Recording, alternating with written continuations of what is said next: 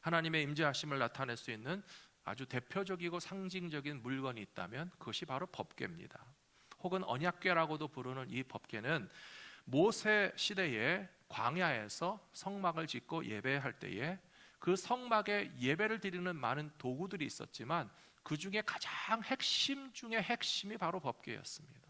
성막이 있었고 성소가 있었고 지성소 가장 깊은 방에 바로 대제사장이 1년에 한 번 들어갈 수 있을 정도의 그 가장 소중한 장소에 존재하는 법궤는 그것 자체가 바로 하나님의 임재하심을 상징하는 가장 강력한 물건이었습니다.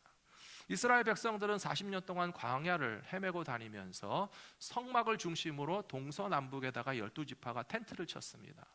12지파가 동서남북에 텐트를 치고서 아침마다 저들이 일어나면 제일 먼저 확인하는 것이요, 이 12지파의 텐트 가운데 한 복판에 있는 성막 위에 하나님의 구름이 머물러 있으신가 라고 하는 것을 확인하는 것이 매일의 습관이었습니다.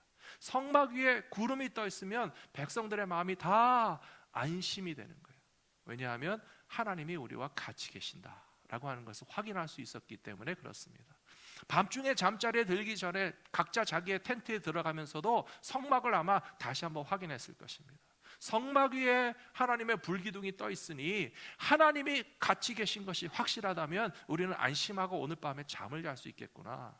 밤과 낮으로 하나님의 임재하심을 바라보는 것이 얼마나 축복될 일입니까? 어느 날 아침에 백성들이 다 일어나서 구름이 성막 위에 존재하는 것을 확인하고 또 바깥에 나가서 만나를 다 긁어다가 식사를 하는데요, 만일에 그 구름이 좀 움직이는 것처럼 보였다고 생각해 보세요.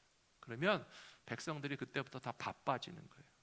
빨리 식사하고 저 구름이 어디로 움직이는지 잘 보면서 텐트를 각자 다 정리하고 살림살이 다 챙기고 식구들 어디 갔는지 다 확인하고 자신의 소유의 짐승들까지 다 챙겨가지고 저 하나님의 구름이 이끄시는 대로 우리는 따라가기만 하면 된다. 이스라엘 백성들이 그렇게 하나님의 임재하심과 인도하심을 경험하면서 살아갈 때에는 비록 거친 광야 가운데서 건물도 없고 성벽도 없고 어떤 나라도 없는 상황에 살았을지라도 걱정할 것이 하나도 없었습니다. 그런데 사사기 시대가 지난 이후에 엘리 제사장 시대에 아주 충격적인 사건이 발생했습니다. 법궤를 들고 전쟁에 나갔는데도 전쟁에 패했을 뿐만 아니라 그 법궤마저도 빼앗겨 버린 것입니다. 언제나 하나님의 법궤가 같이 계시면 여호수아를 통해서 가나안 땅에도 들어가고 여리고성도 무너지고 요단강도 건널 수 있었던 그 법궤의 효험이 사라진 이유가 어디 있는지 잘 깨닫지 못하고 있었습니다. 사랑하는 성도 여러분, 우리의 삶 가운데서 하나님의 임재하심이 얼마나 중요하고 어떻게 하여야 하나님의 임재하심을 경험하면서 살아갈 수 있을지를 오늘 말씀을 통해서 깊이 생각하실 수 있기를 부탁드립니다. 법궤를 강탈한 블레셋 족속들은 잠깐 동안은 기가 살았습니다. 야, 이스라엘 백성들 별거 아니구나. 하나님의 법궤를 들고 나왔다고 해서 우리가 무슨 큰일 나는 줄 알았는데 오히려 전쟁에도 이기고 법궤도 뺏었기 때문에 블레셋 족속들은 잠깐 우쭐하였었지만 딱 7개월 동안 법궤가 블레셋 땅에 머무는 동안에는 많은 어려움들이 생겨났습니다. 블레셋 사람들이 섬기는 다곤 신전에다가 법궤를 모셔다 놨는데 법궤를 모셔다 놓은 다음 날에 보니까 우뚝 서 있던 그 다곤 신상이 앞으로 탁 꼬꾸라져 가지고 쓰러져 있는 거예요. 그래서 혹시 어쩌다 그런 일이 생겼나 싶어 가지고 다시 다곤 신을 세워 놓으니까요, 그 다음 날 일어났을 때는 또 이 다곤 신상이 얼마나 세게 팍 꼬꾸라졌는지 완전히 목이 부러지고 몸이 부서질 정도로 그 우상의 신상이 깨지고 부서지는 것을 보면서 우리가 이 하나님의 법궤를 도저히 감당을 못하겠구나, 이스라엘 사람들에게 돌려보내자라고 하는 일이 쭉 벌어진 것이 사무엘상 6장과 7장에 기록되어 있는 내용입니다. 오늘 읽으신 본문 말씀 사무엘상 7장 2절에 보시면 여호와의 언약궤 법궤가 기럇 여아림에 들어간 날부터 20년 동안 오래 있은지라 이스라엘 온 족속이 여호와를 사모하니라 하는 말씀이 나와 있습니다. 하나님의 법궤가 이스라엘 백성들의 영토 안으로 돌아온 것은 사실이었지만, 그러나 정말 있어야 될 이스라엘 백성들의 신앙과 삶의 한 복판에까지 회복된 것은 아니고, 변경 지역의 주민들이 접수해서 보관하는 수준의 상태가 되었던 것입니다. 그리고 20년 동안이나 그렇게 하나님의 법궤는 방치되다시피 사람들의 주목을 받지 못한 채 놓여 있을 때에 하나님의 백성들은 자기도 모르게 느끼는 것이 있었으니 하나님이 함께 계신다는 사실이 느껴지지 않았던 것입니다. 그래서 20년 동안이나 법궤가 소외되고 방치된 기간 동안에 이스라엘의 백성들의 마음에는 하나님이 같이 계셔야 될 텐데, 하나님이 우리와 함께 계신다면 얼마나 좋을까라고 하는 영적인 갈망과 목마름을 가지고 있었다라고 하는 것을 이 말씀을 통해서 알 수가 있습니다. 사랑하는 성도 여러분, 성도 여러분들이 가지신 물건 가운데 가장 소중한 것은 무슨 물건이 있습니까? 아마 결혼 반지가 있으시다면 가장 소중한 물건 중에 하나일 것입니다. 결혼한 부부 사이에 소중한 사랑의 정표인 결혼 반지는 언제나 손가락 그 자리에 끼워져 있는 것 같아 보였는데, 어느 날 갑자기 그게 없어졌다고 생각해 보세요. 막 마음이 덜컥하시잖아요. 어디다 뒀더라? 언제 뺐더라? 내가 항상 반지를 놓는 데가 어딘데 거기 가봐도 반지가 나타나지 않으면 말도 못하고 끙끙 앓은 적이 있으실 거예요. 남편에게 말하기 미안하고 아내에게 말할 수도 없어서 반지를 빨리 찾아야 되겠다, 정신이 거기에만 가 있고 전전긍긍하는 사이에 그 반지가 내게 정말 소중한 것이었구나 라고 하는 것을 새삼 느끼게 되는 것입니다. 그런데도 잃어버린 반지를 찾지 못하고 자꾸 시간이 가면 마음이 초조해집니다. 봄이 지나고 여름이 지나고 가을이 지난 후에 다시 겨울이 돌아와서 작년에 입던 코트를 꺼내서 입어보니까 그 코트 주머니 속에 반지가 탁 나오면 여기 있었네, 너무 기쁘고 반가워가지고 묻지도 않았는데 남편에게 가서 보여주잖아요. 결혼 반지가 여기 있었다고. 그러면 아마 남편은 언제 없어졌었어? 그러면서 있었는지 없었는지도 또 기억을 못할 수도 있어요. 사랑하는 성도 여러분, 이스라엘 백성들에게 하나님의 법궤와 언약궤라고 하는 것은요 정말 소중한 것이었어요. 어쩌면 우리 개인의 가진 결혼 반지보다는 100배, 1000배 소중한 일일지 몰라요. 그것이 항상 거기에 있을 때는 당연히 있는 것처럼 여겨졌는데, 법궤를 잃어버린 동안 이스라엘 백성들의 마음에서 그것도 잊혀져 갔단 말이에요. 자그마치 20년 동안 법궤가 어디에 있는지도 모르고 살아가는 하나님의 백성들이 영적인 갈망과 사모함을 가지게 된 것은 너무나 당연한 것입니다. 그리고 오늘 우리들은 비슷한 상황을 맞이하고 있습니다. 우리가 현장에 나와서 예배드릴 수 있을 때가 얼마나 좋았습니까? 성도들이 다 예배당에 언제나 모여서 주일날뿐만 아니라 주중에도 모여서 예배도 드리고 모임도 하고 활동도 할 때는 교회 가서 예배드리는 것이 당연한 줄로 알았는데, 8개월 동안이나 현장 예배를 마음 놓고 드릴 수 없는 상황이 되자 우리 성도들의 마음에는 하나님을 사모하는 마음이 지금 더 커지고, 교회 가서 예배 드릴 때가 얼마나 좋았었는지를 새삼스럽게 느끼면서 그런 어떤 하나님의 임재하심을 체험하는 신앙생활이 완전하게 회복되기를 소원하는 마음이 있으실 것이고요, 하나님은 그 마음을 또한 반드시 채워주실 것이라고 저는 믿습니다. 다음 대지로 넘어가기 전에 그림을 잠깐 보여드리겠습니다. 법궤가 있었던 자리는 실로라고 하는 곳에 있었습니다. 첫 번째로 그 실로라고 하는 곳에서 엘리 제사장이 법궤를 보관하고 있었는데, 블레셋과 전쟁이 일어나자 그 왼쪽에 있는 에벤에셀이라고 하는 전쟁터에 법궤를 끌고 나갔습니다. 그런데 그 전쟁터에서 이기는 것이 아니라 오히려 블레셋에 패배해서 전쟁에도 지고 법궤도 빼앗겼기 때문에 그 법궤가 이제 다음 밑에 있는 지중해 해안가에 블레셋 사람들의 땅인 아스돗이라고 하는 곳으로 옮겨지게 됩니다. 아스돗에 바로 다곤 신전이 있었고요, 아까 말씀드린 것처럼 다곤 신전에 갖다 놓은 법궤 앞에 다곤 신상이 꼬꾸러져서 깨지고 부서지니까 무서워서 안 되겠다, 그래가지고 저 남쪽에 있는 가드라고 하는 지역으로 법궤를 또 옮겼습니다. 그 갓이라고 하는 지역에서도 법궤가 감당이 안 돼가지고 위에 있는 에크론이라고 하는 곳으로 옮겼다가 다시 벳세메스라고 하는 곳에 법궤를 옮겼고요. 그 벳세메스에서도 이 법궤 때문에 뭔가 불행한 일이 일어났습니다. 나중에 제가 말씀드릴 거고요. 그 다음에 최종적으로는 기리앗 여아림이라고 하는 곳에 20년 동안 그것을 보관하고 있다가 마지막 최종적으로는 다윗 왕이 예루살렘으로 모셔오게 되는 것이 성경에 나오는 법궤의 이동 경로이기 때문에 참고하시라고 보여드렸습니다.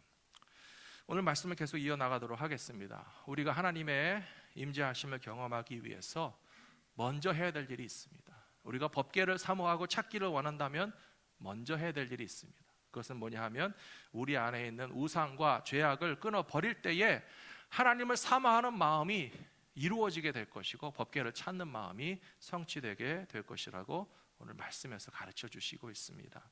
읽어드린 본문 말씀 7장 3절에 보시면 사무엘이 이스라엘 온 족속에게 말하여 이르되 만일 너희가 전심으로 여호와께 돌아오려거든 이방 신들과 아스다롯을 너희 중에서 제거하고 너희 마음을 여호와께로 향하여 그분만을 섬기라. 그리하여야 너희를 블레셋 사람의 손에서 건져내시리라 라고 말씀하고 있습니다. 사랑하는 성도 여러분, 분명히 기억하시죠? 블레셋과 싸울 때 법궤를 들고 나갔지만 왜 못 이겼습니까? 하나님이 능력이 없으십니까? 법궤의 효력이 없습니까? 그것이 아니고 사람들 안에 있는 우상과 죄악이 문제의 원인이었다는 것을 우리가 알고 있습니다. 우상을 섬기는 사람들이 급하고 필요할 때만 법궤를 갖다 쓰겠다라고 하는 건 참 인정하기 쉽지 않지만요, 오늘날 크리스찬들도 비슷한 경향을 많이 보이고 있어요. 세상의 욕망과 자랑과 욕심을 추구하기 위한 모든 우상과 세상의 길을 다 동원해서 사용하면서도 거기에다가 하나님도 도와주시는 것이 보태면 좀 좋다라고 하는 생각 정도로 신앙생활하고 있지 않습니까? 그러면 안 된다는 거예요. 우리 안에서 우상을 제쳐버리고 우리 안에서 죄악을 완전히 빼버리고 하나님만을 완전히 우리의 심령 가운데 모실 수 있는 그런 경건하고 거룩한 믿음을 가진 사람들이 온전히 하나님 앞에 의지하고 하나님께 매달려야 하나님의 도우심의 역사가 일어나는 것이지, 세상도 좋고 하나님도 좋고 우상도 사랑하고 하나님도 이용하려고 하는데 법궤가 무슨 능력이 나타나겠냐는 것입니다.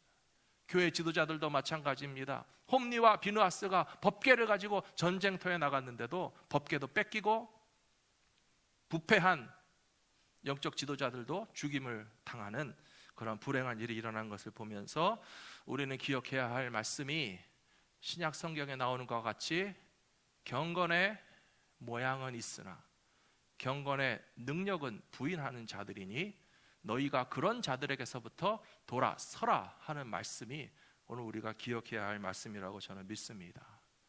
사랑하는 성도 여러분, 교회와 성도들과 교회 지도자들에게 경건의 모양만 있다고 해서 하나님이 인정해 주시는 것이 아니고 경건의 능력에 나타나기 위하여서 우리의 모든 허물과 죄악과 우상이 완전히 사라져야만 한다는 사실을 더욱더 기억하시기를 바랍니다.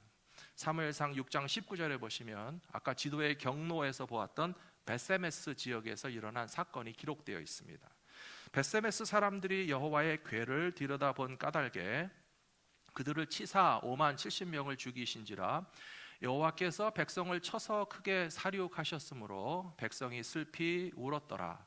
벳세메스 사람들이 이르되 이 거룩하신 하나님 여호와 앞에 누가 능히 서리요 그를 우리에게서 누구에게로 올라가시게 할까 하고, 이 벳세메스 사람들이 블레셋 사람들로부터 법궤를 넘겨받은 다음에 궁금하니까요 뚜껑을 열어봤어요.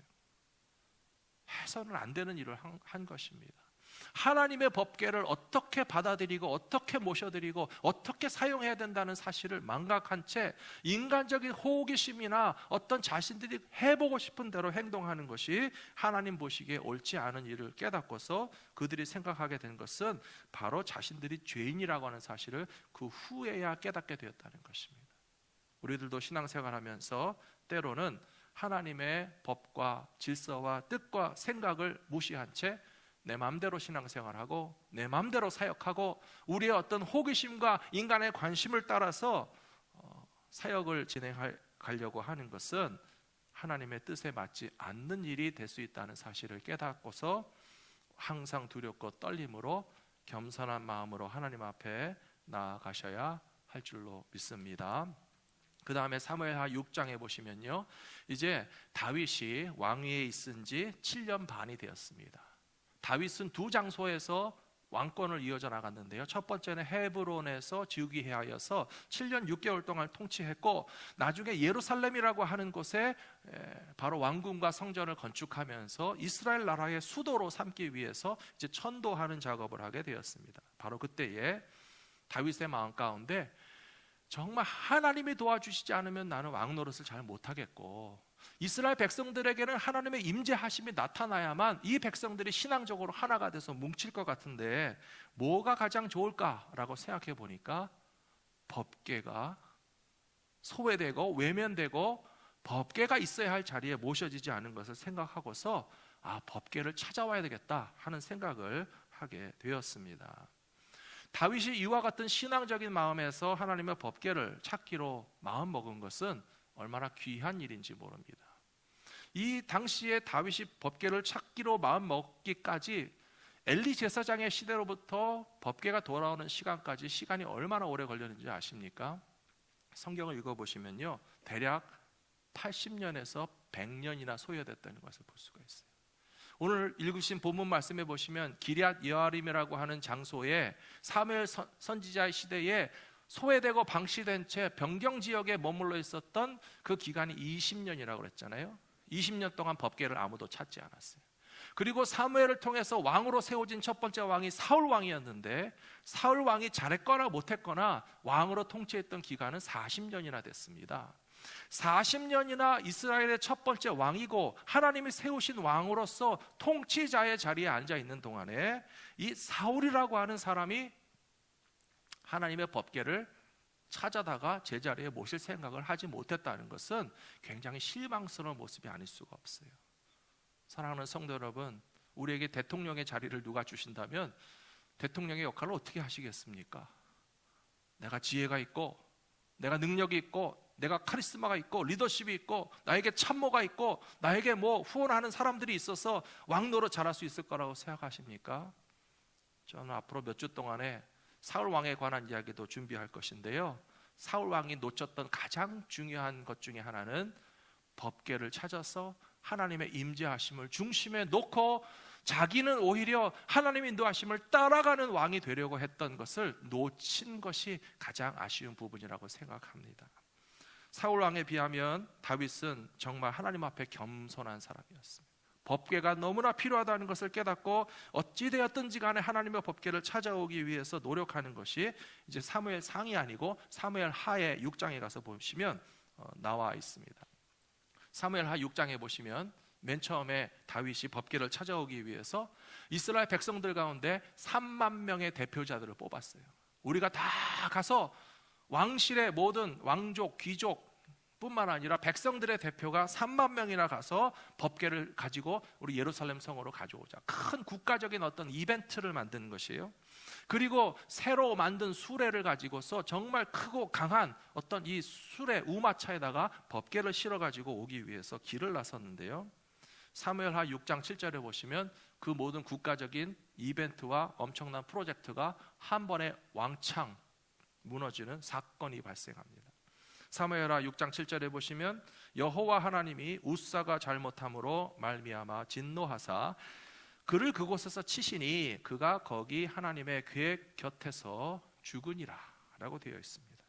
큰 좋은 행사가 될 뻔했는데 법궤를 옮기는 동안에 언덕길, 굽은길을 올라가다가 그 수레가 기울어져서 법궤가 쏠려가지고 땅바닥에 떨어질 것 같아 보이니까 옆에 있던 웃사가 그것을 탁 잡아서 세웠지만, 그러나 그것이 하나님이 원하시는 모습이 아니었다라고 하는 것이, 오늘날 교회와 교회 지도자들과 성도들이 참고해야 할 아주 중요한 메시지가 여기에 있습니다.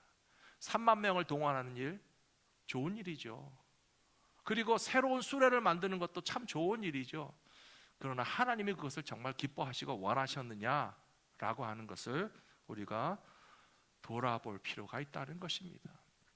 본래부터 법궤는 사람이 손으로 만질 수 없지만 그러나 옮겨야 되는 그런 물건이었습니다. 그러면 손을 안 대고 움직이는 방법은 뭐가 있을까요? 레위기 신명기 말씀해 보세요. 법궤 상자 밑에는 고리를 만들게 돼 있어요. 긴 나무 막대기를 꿰 수 있는 그런 고리를 밑에 네 군데다가 넣어서 긴 장대 막대기를 그 고리에 꿰면 법궤를 들 수 있고 옮길 수 있는데 사람의 손으로 만질 필요가 없다는 거예요.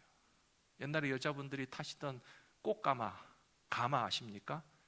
가마에 여자가 들어있는데 그 가까이서 남자들이 막 들어오려고 끙끙대고 매달리면 별로 아름답지 못하잖아요. 그런데 가마꾼들이 긴 나무 장대를 그 가마 밑에 연결해서 그냥 들어 올리면 4명, 6명의 남자들이, 가마꾼들이 가마를 메고 여자분을 모시고 갈 수 있었던 것처럼 법궤도 그렇게 하면 된다라고 하는 것을 하나님께서 이미 다 가르쳐 주신 것입니다. 로마 교황청에서 어마어마한 규모의 성 베드로 성당을 짓는 것, 마치 다윗 왕이 3만 명을 동원해서 하나님께 몰고 나가는 것과 외형적인 면에서 비슷한 점이 있습니다. 그런데 하나님께서 그렇게 크고 비싸고 어마어마한 대형 이벤트와 프로젝트를 과연 기뻐하시는가? 하나님이 원하시는 것은 레위지파 제사장들이 원래 계획한 그대로 나무 막대기를 꿰어가지고 제사장 레위지파 사람들이 어깨 위에 메고 가면 충분하다는 사실을 다윗이 나중에야 깨달았던 것처럼 우리는 하나님의 일을 하되 하나님의 뜻을 따라서 하나님께서 명령하신 대로 살아갈 수 있는 믿음의 사람들이 되시기를 부탁합니다. 마지막 세 번째로 법궤를 사모하는 마음 가운데는 하나님께서 최고의 기쁨과 축복도 넘치도록 부어주시는 것이 사실입니다. 다윗이 첫 번째 법궤를 모셔오려고 했던 그 프로젝트는 실패했습니다. 실망하고 두렵고 법궤를 모셔오는 것이 아니라 축복이 아니라 재난이 될 수도 있다라고 하는 공포심이 들었을 것입니다. 그런데 어떤 사람이 와서 이야기하기를 우리가 한번 가서 모셔오려고 했던 법궤를 못 가져오고 그것이 다른 사람이 집에 가지 않았습니까? 사무엘하 6장 12절에 보시면 어떤 사람이 다윗 왕에게 아뢰어 이르되 여호와께서 하나님의 궤로 말미암아 오벳 에돔의 집과 그의 모든 소유에 복을 주셨다 한지라 다윗이 가서 하나님의 궤를 기쁨으로 메고 오벳 에돔의 집에서 다윗 성으로 올라갈새 여호와의 궤를 맨 사람들이 6걸음을 가매 다윗이 소와 살찐 송아지로 제사를 드렸고 다윗이 여호와 앞에서 힘을 다하여 춤을 추는데 그때에 다윗이 배 에봇을 입었더라. 그렇게 되어 있습니다. 12절 끝에 뭐라고 되어 있습니까? 사람들이 하나님의 궤를 기쁨으로 메었다. 되어 있어요. 13절에도 여호와의 궤를 맨 사람들이 6걸음씩 걸어갔다 그랬어요. 이번에는 3만 명 동원하지 않았어요. 이번에는 새로 만든 수레 필요 없었어요. 하나님이 정하신 그대로 레위지파 제사장들이 어깨 메고 걸어가면 되는 것이에요. 흔들릴 필요도 없고 쏟아질 필요도 없고 손으로 만질 필요도 없어요. 그리고 드디어 여호와의 법궤가 다윗 성 예루살렘 안에 들어올 때에 이 다윗이 얼마나 기뻤는지 쌀이 보이도록 기뻐가지고 막 난리를 쳤어요. 와, 너무 기쁘다. 하나님의 법궤가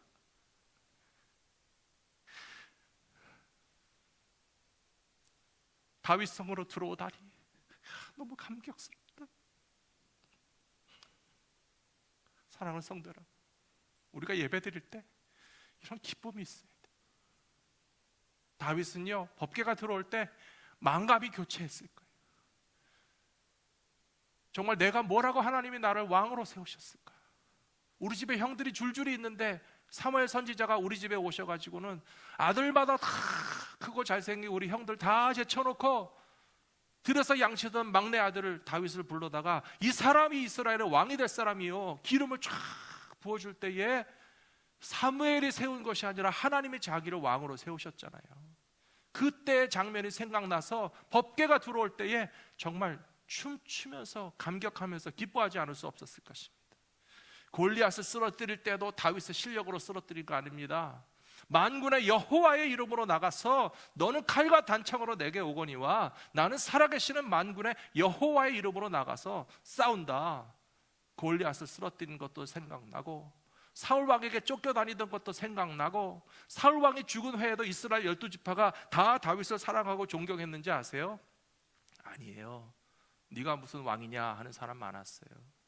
특별히 사울이 속했던 베냐민 지파 사람들은 끝까지 다윗을 왕으로 인정하고 싶지 않았어요. 베냐민 지파에서 첫 번째로 세워졌던 사울 왕이 대대로 이스라엘의 왕이 되어야 베냐민 지파 사람들은 자존심이 사는데, 엉뚱하게 다윗이 왕이 돼갖고 나타나니까 우리는 당신을 왕이라고 인정하고 싶지 않소. 그런 소리 계속 들으면서 마음에 상처도 받고 실망도 생겨나고, 왕권이 강화되지 않았을 때 두려움과 염려와 의심도 많이 있었지만, 이제 법궤가 예루살렘 성에 들어오니까 그 모든 근심과 걱정과 상처와 두려움과 염려들이 다 씻어지면서 하나님만 우리와 함께 계시면 충분하다 라고 하는 확신을 가지게 된 것입니다. 사랑하는 성도 여러분, 법궤를 사모하는 마음이 바로 그것이 되어야 합니다. 나에게 하나님만 함께 계시면 충분하다. 우리 가정 가운데 하나님만 함께 계시면 충분하다.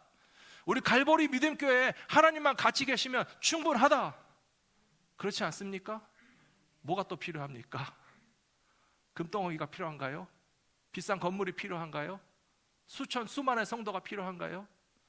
교회와 하나님의 백성들과 믿음의 가정 가운데서 없어서는 안 되는 가장 소중한 것은 하나님의 임재하심, 하나님의 함께 하심이 확연하게 나타난다면 그 외의 모든 것들은 있어도 없어도 상관없다라고 하는 것을 깨닫고, 여호와의 법궤를 사모하는 마음으로 하나님의 임재하심 가운데 살아가기를 힘쓰실 수 있는 모든 성도들이 되시기를 축원합니다. 사라졌던 법궤, 그 법궤의 존재에 대해서 사모하는 마음이 없는 사람들에게는요, 그냥 상자에 불과해요. 아무리 금 껍데기를 붙이고 거기에 아무리 소중한 모세 십계명이 들어있고 아론의 쌍난 지팡이라든지 만나 항아리가 들어있어도 하나님의 임재하심이 내게 꼭 필요하고, 하나님께서 내게 주신 이 믿음의 공동체가 얼마나 하나님의 임재하심을 경험할 수 있도록 내게 주신 축복이라고 하는 사실을 다시 한번 리마인드하지 않는다면 우리 마음 가운데 기쁨과 감사가 사그라져 있을 수 있지만, 그것을 다시 찾음으로써 하나님께서 내게 주신 이 신앙의 공동체와 오늘 나의 믿음의 현장과 내가 섬기며 사역할 수 있는 이 장소가 얼마나 소중한 일인지를 다시 한번 깨닫고 하나님 앞에 영광 돌리실 때에 우리의 잃어버린 기쁨과 행복도 다시 회복되게 될 줄로 믿습니다. 가장 기쁘게, 가장 행복하게, 가장 감사함으로 신앙생활하고 주님을 섬기실 수 있는 우리 갈보리 믿음교회 모든 성도님들 다 되시기를 축복합니다.